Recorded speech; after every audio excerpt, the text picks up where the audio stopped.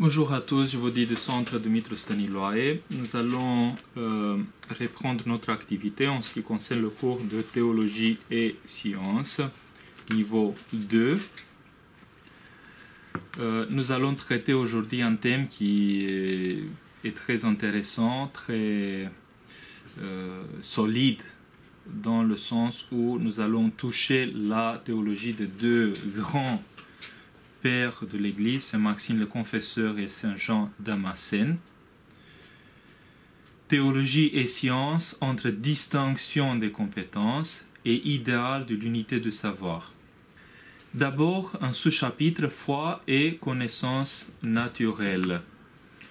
Selon l'anthropologie chrétienne, l'homme a été créé à l'image et selon la ressemblance de Dieu. Genèse 1er 1,26.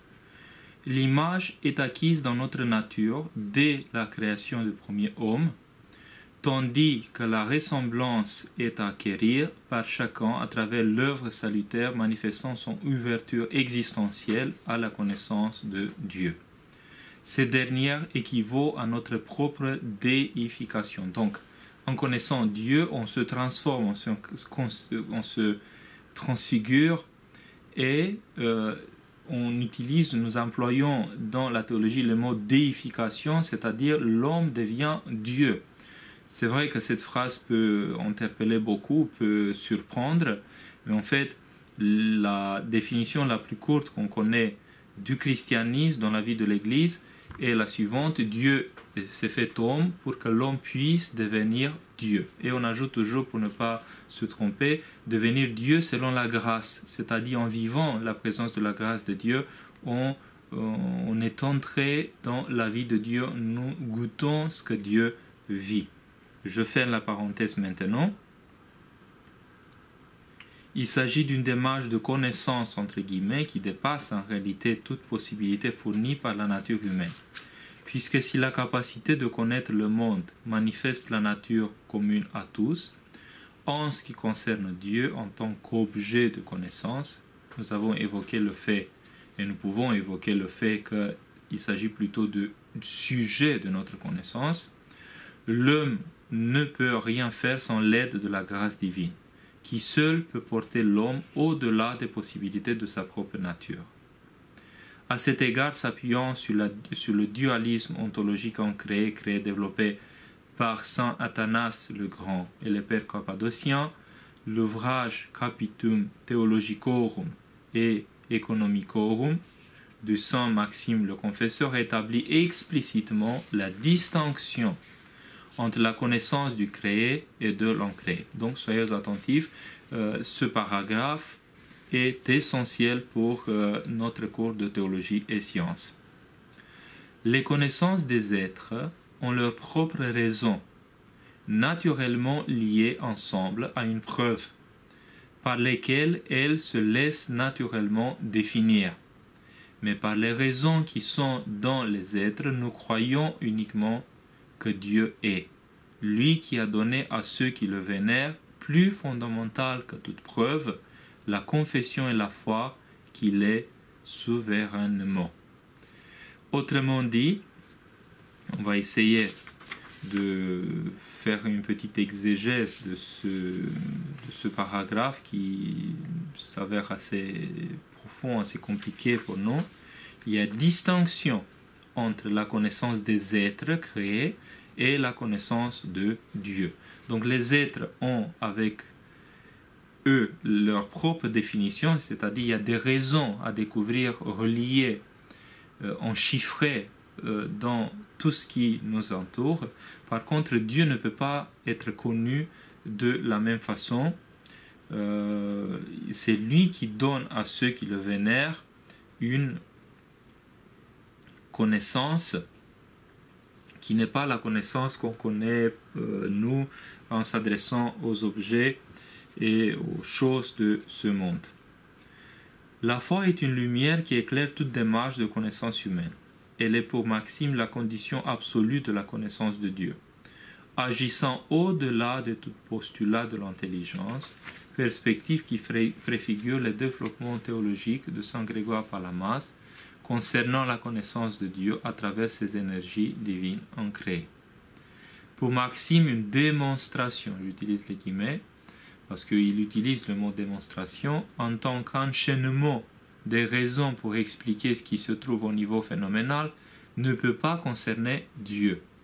Cela est impossible sur le plan vertical, celui de l'homme créé, car du fait que nous sommes des créatures, Dieu n'est pas à la portée de nos moyens naturels de connaissance. Seule la foi, en tant qu'expérience aidée d'un homme, peut nous introduire à la présence divine. Ainsi, dit saint Maxime, à la foi est la vraie connaissance, qui porte en elle les origines indémontrables. Elle est en effet le fondement des choses qui dépassent l'intelligence et la raison. Bien sûr qu'une telle proposition n'est pas nécessairement acceptable par les scientifiques. Les scientifiques vont vous dire, bon, s'il n'y a pas de pouvoir de démonstration, qu'est-ce qu'on va faire avec? Mais justement, c'est Maxime le Confesseur qui lance le défi de cette affirmation qui nous interpelle. Le fait que Dieu est connu d'une autre façon par rapport à tout ce qui est créé. Lui l'a créé.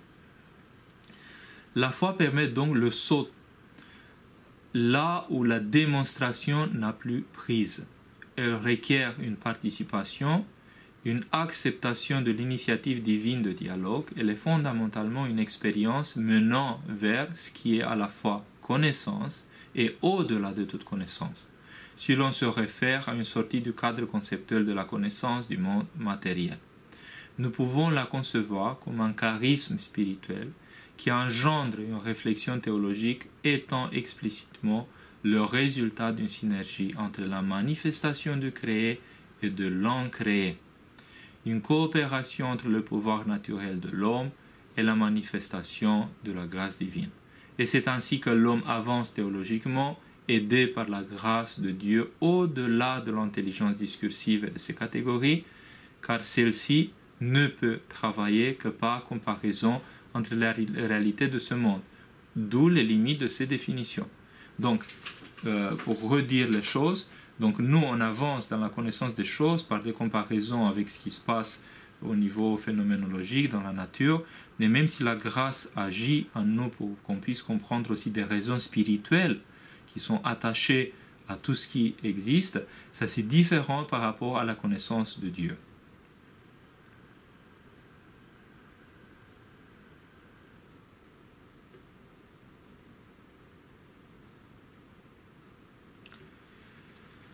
Je fais une toute petite parenthèse pour vous citer le patrologue catholique Marie-Anne Vanier, qui voit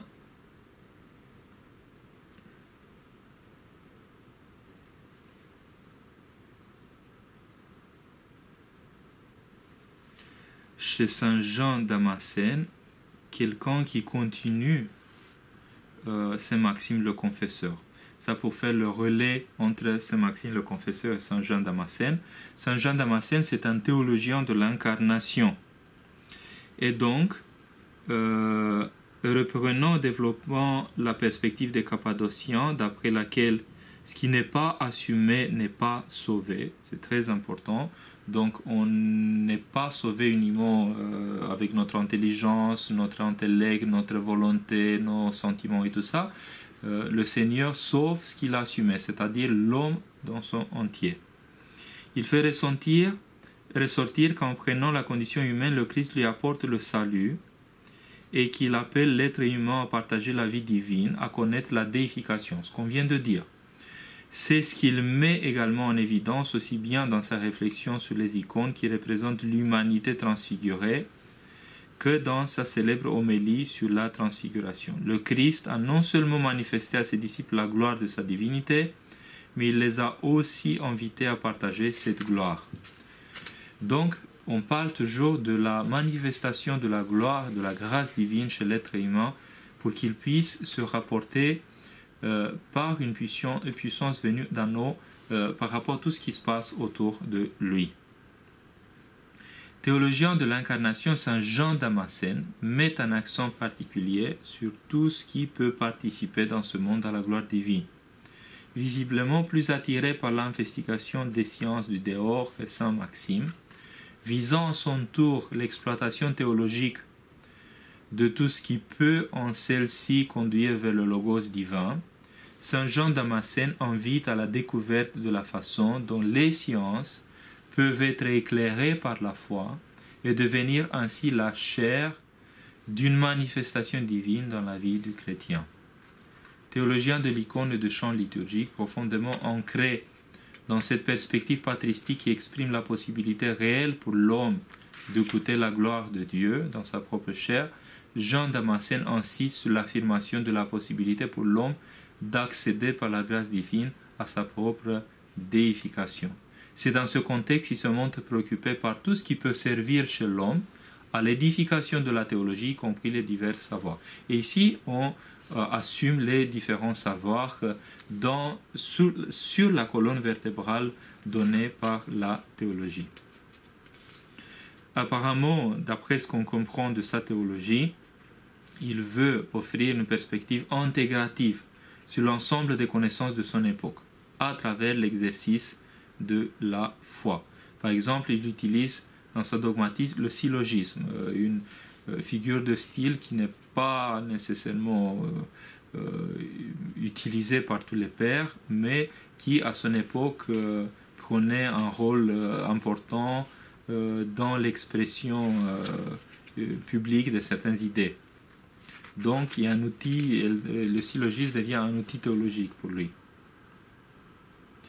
Chez Jean Damascène, connaître est un impératif pour l'être humain, car cela correspond à sa structure. C'est l'évoqué par saint Maxime quand il parle du logis de la création, c'est-à-dire de logos au pluriel, des raisons, des sens de la création, qui concernent la rationalité enchiffrée dans la création. La science, bien évidemment ouverte à l'exercice de la foi, est un besoin pour l'âme rationnelle. Donc, vous allez assister à une plaidoyer pour la science, mais cette science est éclairée par l'exercice de la foi. Il n'y a rien de plus précieux que la science, car celle-ci est la lumière de l'âme rationnelle, alors que l'ignorance est obscureté.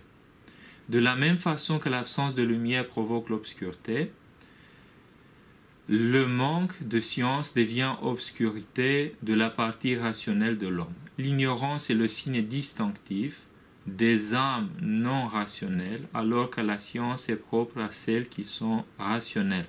Donc celui auquel il manque la connaissance et la science, alors qu'il en serait capable par sa nature, devient, même s'il est dans la condition de l'être rationnel, pire que les êtres non rationnels, c'est-à-dire irrationnels, par négligence ou indifférence envers son âme. On peut dire que les préoccupations intellectuelles de saint Jean Damascène sont évidentes à son époque. Son acribie, sa capacité de systématisation sont sans reproche. Il trouve des solutions philosophiques originales à différents problèmes laissés en suspens par Aristote dans l'Organon et à sa métaphysique.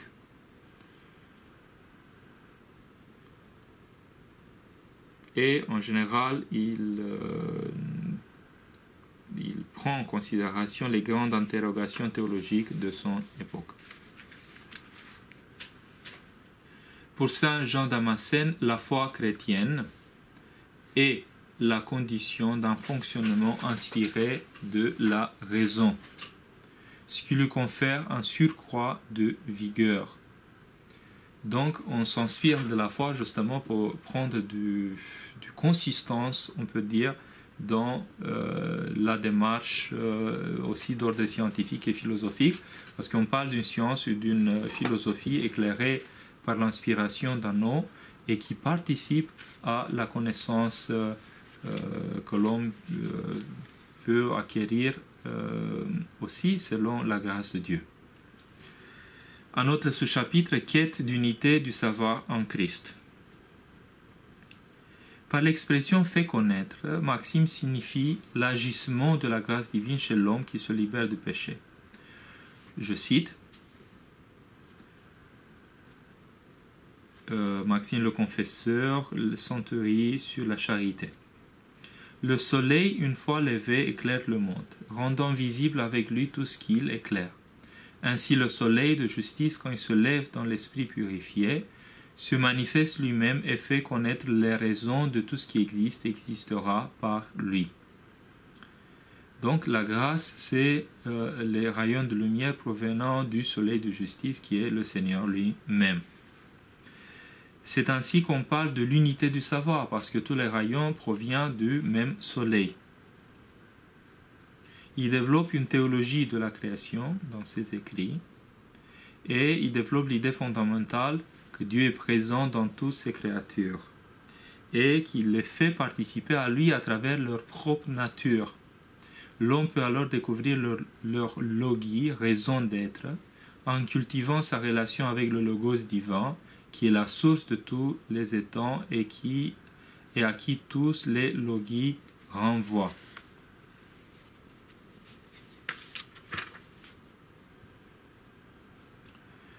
Découvrir les logis du monde est une étape de la vie spirituelle et ne constitue pas une démarche, disons, moins théologique à la connaissance de Dieu.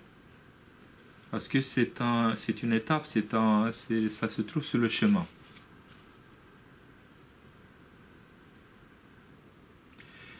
Peut-on affirmer que la distinction gnoséologique de Maxime entre la connaissance du créé et celle de l'incréé pourrait nous aider à mieux saisir la distinction entre les connaissances théologiques et philosophiques ou scientifiques? Autrement dit, est-il possible d'inclure dans la connaissance du créé dont parle Maxime les savoirs scientifiques et philosophiques? La réponse nous semble positive à condition que les différents savoirs issus de l'exercice de l'intelligence humaine soient plus ou moins ouverts à l'exercice de la foi. Uniquement inspirés d'un nom, c'est-à-dire portant des lumières qui renvoient au logos divin, comme il était habituel de l'affirmer à l'époque des apologistes et des pères cappadociens, ces savoirs scientifiques et philosophiques deviennent porteurs d'une signification théologique. S'il y a donc une science inspirée, on peut l'inclure dans la connaissance du créé dont parle Maxime. En vertu de cette présence, l'unité du savoir est assurée par le Christ lui-même, chez celui qui ne se nourrit par l'exercice de son discernement spirituel que de ce qui conduit vers le Seigneur de tous les savoirs. Il faut souligner en même temps qu'il existe certainement des savoirs du dehors, entre guillemets, qui pour Maxime ne participent pas de cette unité. Ils ne relèvent pas de la théologie, s'agissant principalement des doctrines produites par le simple exercice autonome de l'intelligence. Ces dernières n'intéressent pas les saints-pères qui préfèrent parler de ce qui se trouve à l'intérieur de la démarche théologique. Donc, Maxime s'occupe, en fait, ses préoccupations sont d'ordre théologique, mais il peut intégrer, il laisse ouvert le fait qu'il peut intégrer certaines choses qui viennent du dehors, à condition que ces connaissances soient aussi inspirées par Dieu et qu'elles deviennent théologiques selon cette source d'inspiration qui est la grâce de Dieu. Saint Jean Damascène, lui aussi, nous offre une perspective intégrative de la théologie par rapport aux autres savoirs. Il nous semble investi pour sa vision de la création d'un système unitaire de connaissances, sans pourtant se proposer de mélanger les compétences. Entre ses mains, l'investigation intellectuelle n'est qu'une façon d'introduire le lecteur à l'expérience ecclésiale et à sa théologie. On le trouve ainsi ancré dans le combat contre les hérésies qu'il considère comme des exagérations hellénisantes, philosophiques et rationnelles du christianisme, considération qu'il hérite de l'époque des apologistes. Il montre une attitude libre par rapport au concept au langage, par l'affirmation du caractère évolutif du langage, c'est-à-dire n'est pas ancré dans le langage en l'absolutisant en quelque sorte. Donc il se donne cette liberté d'utiliser des mots-clés, des concepts et tout ça, mais qu'il peut faire évoluer. Il utilise donc le langage à travers une pensée théologique ouverte à la réflexion, à la richesse conceptuelle de la philosophie. Si je cite le patrologue catholique Adalbert Gauthier-Ammann, Saint Jean Damascène admet une évolution des mots et refuse de limiter les nouvelles précisions de la pensée. Il rejette même la philosophie et la théologie enfermées dans une terminologie ancienne, comme dans un corset en fer qui empêche toute évolution. Pour vous donner quelques repères d'autres méthodologiques en ce qui concerne Maxime le Confesseur et Jean Damascène, tous les deux des grands auteurs de synthèse de la théologie patristique, il est évident qu'il y a un intérêt pour la philosophie, il y a un intérêt pour l'utilisation des structures de pensée, des concepts, des mots-clés qui peuvent servir la théologie. L'ouvrage de référence de Saint Jean de Damascène, La source de la connaissance, illustre bien ce propos. Parce que d'abord, il traite la philosophie. Après, il fait une histoire des hérésies. Et après, il finit par un exposé de la foi orthodoxe, qui constitue une référence des plus solides pour la théologie dogmatique de l'Église. Et c'est des synthèses, véritablement des synthèses de toute démarche théologique des époques précédentes. Il faut dire aussi qu'à l'époque de Maxime le Confesseur et Jean Damascène, la philosophie était beaucoup appréciée. On l'appelait aussi l'art des arts, science des sciences. Et c'est le mérite de Saint Jean Damascène, par exemple, de faire un pas de plus en affirmant que le véritable accomplissement de la philosophie est la théologie. Car si la philosophie est l'amour de la sagesse, la véritable sagesse est l'amour de Dieu. Mais il considère d'ailleurs que Dieu ne peut pas être connu qu'à travers la philosophie. Donc c'est la foi qui éclaire ce mystère divin qui ne peut pas être épuisé non plus par les définitions d'ordre philosophique. Donc la philosophie peut ainsi toujours servir d'Ancilla Theologiae, comme l'affirmait déjà à son époque Clément à Alexandrie. Donc l'artisan se servant d'un outil est une bonne image de la théologie se servant de la philosophie. Certains peuvent se bousculer à dire que la théologie a une façon un peu, disons, d'en haut de se comporter par rapport à la philosophie, un peu en transformant la philosophie dans une servante. Mais en fait, ce n'est pas question de primauté, c'est une question de comment utiliser tout ce qui vient de ce monde justement pour bâtir quelque chose qui dépasse comme profondeur ce qui vient de ce monde. Saint Jean Damascène incite ainsi les chrétiens à consulter les écrits des sages païens. Ainsi dit-il, je cite, « Nous trouverons peut-être aussi chez eux quelque chose de bien et nous pourrons recevoir quelque chose d'utile pour l'âme. Tout artisan a besoin de certains outils pour fabriquer son œuvre.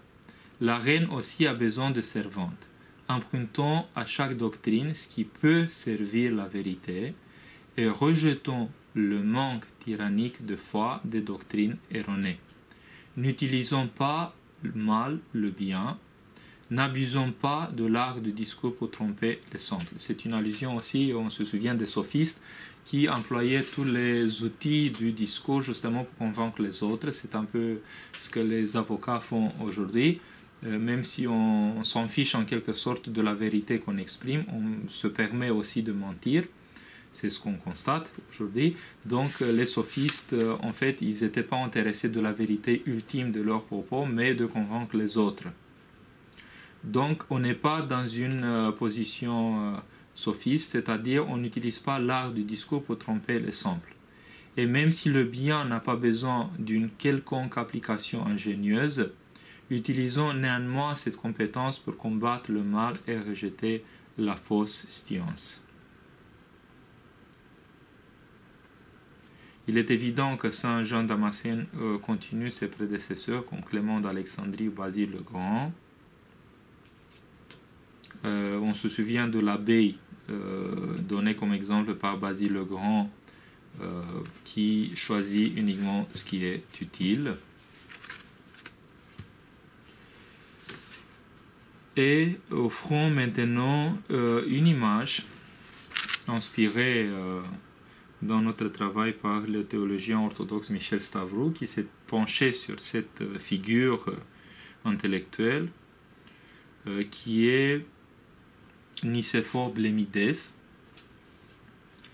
et qui distingue les compétences des démarches théologiques et philosophiques ou scientifiques, tout en recherchant l'unité du savoir par l'exercice de la foi en Christ.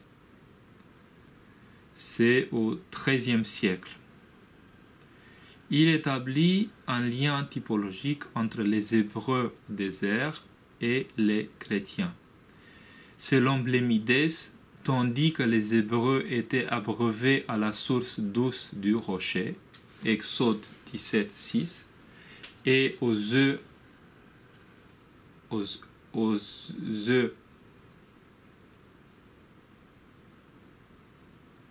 et aux eaux amères de Méra, Exode 15, 25, les chrétiens ont reçu de la part du Logos divin une double boisson raisonnable, l'une potable et agréable par nature, la véritable eau vive de l'esprit, Jean 4, 10, qui jaillit du rocher spirituel, et l'autre qui participe de l'amertume païenne, mais qui est transformée par la croix et par la foi.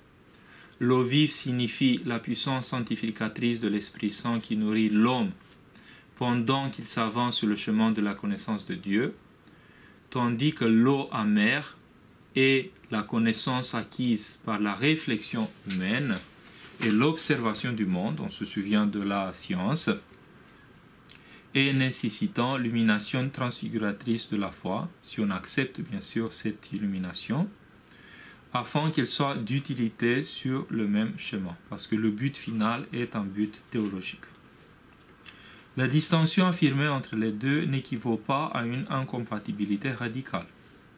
Par exemple, Stavrou souligne que Blémides, en se montrant l'héritier de la tradition des apologistes à travers Jean Damascène, affirme que Dieu se laisse contempler autant par la théologie que par la philosophie, c'est-à-dire le même verbe de Dieu est à l'œuvre dans l'intelligence spirituelle et dans l'intelligence conceptuelle scientifique héritée des anciens.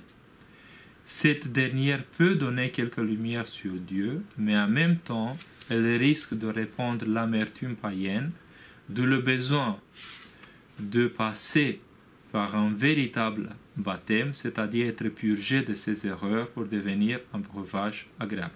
Moi, je trouve que c'est une image splendide qui synthétise en quelque sorte une position patristique qui provoque à faire attention par rapport à toute connaissance qu'on peut employer et que l'homme engendre par l'exercice de son intelligence, et qu'il nous faut cette inspiration de la part de Dieu pour pouvoir intégrer ces connaissances dans la chair de notre construction théologique devant lui. Dans l'allégorie de Blémides témoigne de la possibilité d'une authentique philosophie chrétienne exigeant le discernement requis, considère Stavrou. On est sur la ligne de l'affirmation du besoin d'un discernement. Saint Basile le Grand est celui qui a beaucoup insisté sur ce discernement. Même si elle ne peut se confondre avec la théologie, les deux eaux demeurant malgré tout distinctes, la philosophie peut se montrer utile théologiquement. Et si le philosophe semblant suivre, ainsi que le dit explicitement Grégoire de Nazianze, une voie intermédiaire, à mi-chemin entre l'illusion de ceux-là, les Hellènes, et notre sagesse, un discernement spirituel est nécessaire afin de choisir ce qui convient théologiquement parmi les doctrines philosophiques.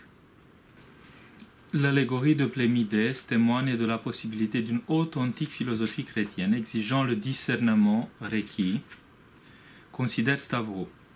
Mais si elle ne peut se confondre avec la théologie, les deux eaux demeurant malgré tout distinctes, la philosophie peut se montrer utile théologiquement.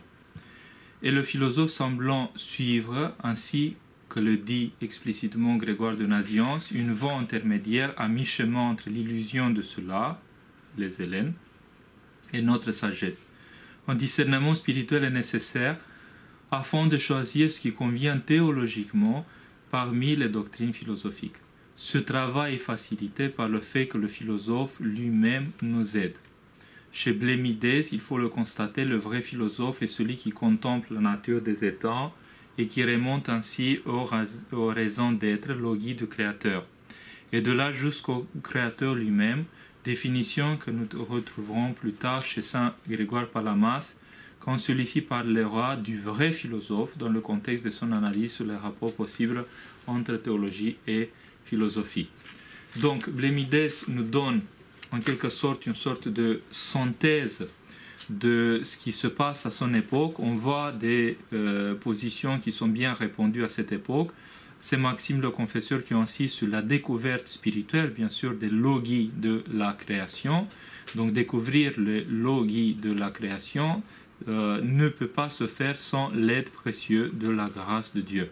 Donc, si on se pose la question par rapport à la démarche scientifique, bien sûr que la science à cette époque n'est pas la science de notre époque à nous aujourd'hui, mais si la science à partir de la modernité s'intéresse non plus de la nature des choses, du logis en quelque sorte des choses, mais sur le fonctionnement au niveau phénoménologique de notre nature, il est évident que la science moderne s'écarte, s'éloigne en quelque sorte de cette perspective de philosophie aux sciences attentives à l'inspiration de la grâce de Dieu. Et en même temps, même si on change notre science, notre philosophie, le principe reste le même, c'est-à-dire on peut faire de la science comme les gens d'aujourd'hui font la science, c'est-à-dire la science d'après la modernité, et en même temps, on peut en même temps avoir cette inspiration de la part de Dieu, non pas en cherchant de la même façon que Saint Maxime le Confesseur ou Saint Jean Damascène disaient pour leurs contemporains, mais on peut chercher à notre tour aujourd'hui d'avoir une inspiration de Dieu par rapport à cette nouvelle vision du monde qui est celle d'aujourd'hui. Ça ne veut pas dire qu'on ne peut plus bénéficier de l'inspiration de Dieu parce qu'on ne cherche plus les raisons d'être côté science et philosophie de ce qui nous entoure.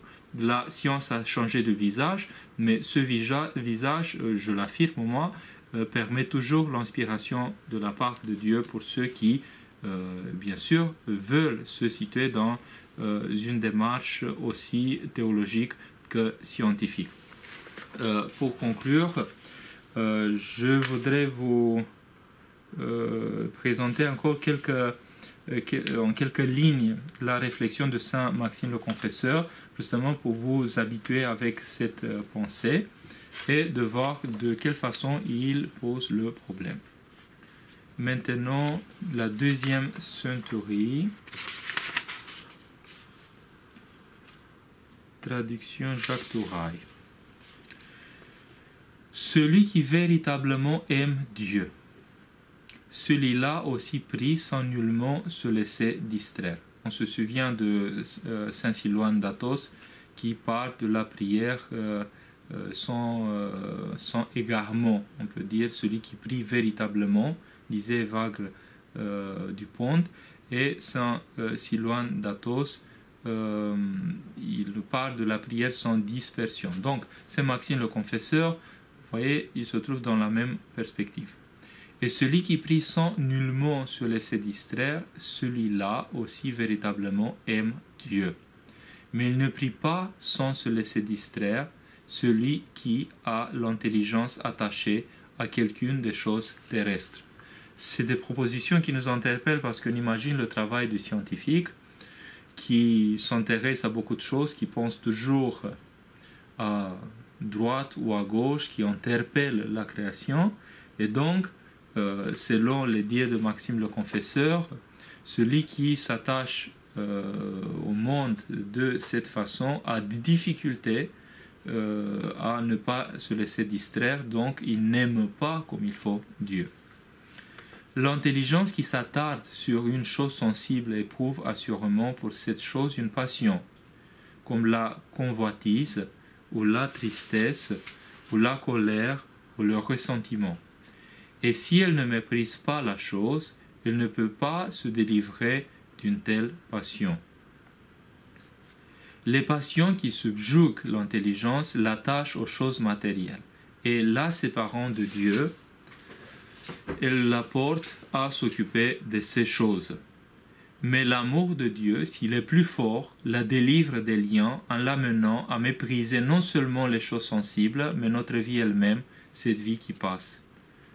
L'œuvre des commandements, c'est de rendre simples les pensées des choses. L'œuvre de la lecture et de la contemplation, c'est de porter l'intelligence hors de toute matière et de toute forme. Et c'est par là qu'il nous arrive de prier sans nous aller distraire. Il faut comprendre que la capacité de prier, c'est la capacité de s'investir dans ce qui est au-delà de l'ordre créé. Et donc, ceux qui affirment ce genre de proposition, ce n'est pas des gens qui méprisent la science, mais qui disent tout simplement qu'ils ont mis des priorités dans leur vie en disant que le vrai investissement théologique fait qu'il faut qu'on s'arrache tout simplement de toute préoccupation terrestre justement pour pouvoir sentir Dieu, faire l'expérience véritable de Dieu. Mais après, une fois qu'on a fait cette expérience de Dieu, il est évident qu'on peut venir avec des forces renouvelées et inspirées à pouvoir sentir différemment les choses de ce monde. L'œuvre des commandements, c'est de rendre simples les pensées des choses. L'œuvre de la lecture, de la contemplation, c'est de porter l'intelligence hors de toute matière, de toute forme. Et c'est par là qu'il nous arrive de prier sans nous aller distraire. Pour délivrer parfaitement l'intelligence des passions au point qu'elle puisse prier sans se laisser distraire, la voie active ne suffit pas, si ne la suivent pas diverses contemplations spirituelles. En effet, la voie active ne délivre l'intelligence que de l'intempérance, de la haine. Mais les contemplations spirituelles la dégagent également de l'oubli, de l'ignorance. Et ainsi, elle pourra prier comme il faut. Il parle de la prière pure comme voie de connaissance de Dieu. On parle toujours des mauvaises passions, de tout ce qui rend impure la démarche théologique. Et bien sûr qu'il parle des relations entre l'homme et les autres. Donc ce n'est pas nécessairement uniquement une connaissance de ce qui est autour de nous au niveau phénoménologique. Donc, nous allons nous arrêter ici.